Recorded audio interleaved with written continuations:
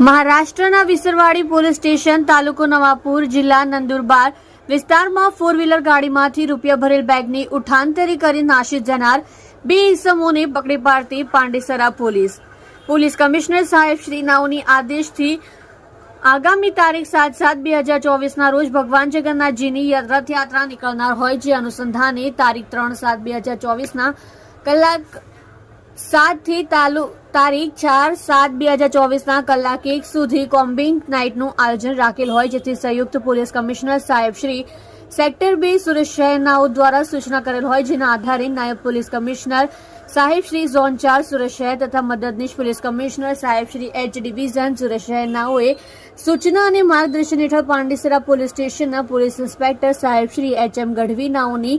સૂચનાથી સ્થાનિક પોલીસ સ્ટેશનના સર્વેલન્સ સ્ક્વોડના police sub inspector KJ. Vasava સાથે સર્વેલન્સના માણસો સાથે પોલીસ સ્ટેશન વિસ્તારમાં પેટ્રોલિંગમાં હતા તે દરમિયાન સાથેના એએસઆઈ જયેશભાઈ ઇન્દ્રજીતભાઈ તથા assistant head constable Kishorbhai Najabhai નાઓને મળેલ બાતમી હકીકત આધારે આરોપીઓ નામે ફારૂક કાલુ શેખ ઉંમર વર્ષ 31 રહેઠાણ building number 15 room number 4 golden આવાસ ભિસ્તાન પાંડેસરા સુરત મૂળગામ મલગાંવ થાના જિલ્લો જલગાંવ મહારાષ્ટ્ર તથા આશિફ આરિફ પારેખ ઉંમર વર્ષ 32 રહેઠાણ building number 33 room number 1 golden આવાસ ભિસ્તાન સુરત મૂળગામ ધોરાજી તાલુકો ઉપલેટા જિલ્લો રાજકોટ નાઓને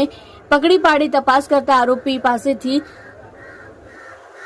તારીખ 27/6/2024 રોજ મહારાષ્ટ્ર વિસરવાડી પોલીસ સ્ટેશન વિસ્તારમાં એક ફોર વ્હીલર ગાડીમાંથી રૂપિયા 2,99,000 ભરેલ બેગની ચોરી કરેલાની હકીકત જણાવતા હોય જે બાબતે તપાસ કરતા મહારાષ્ટ્ર વિસરવાડી પોલીસ સ્ટેશનમાં એ પાર્ટ ગુના નંબર 253-24 ઇપિકો કલમ 379-34 મુજબથી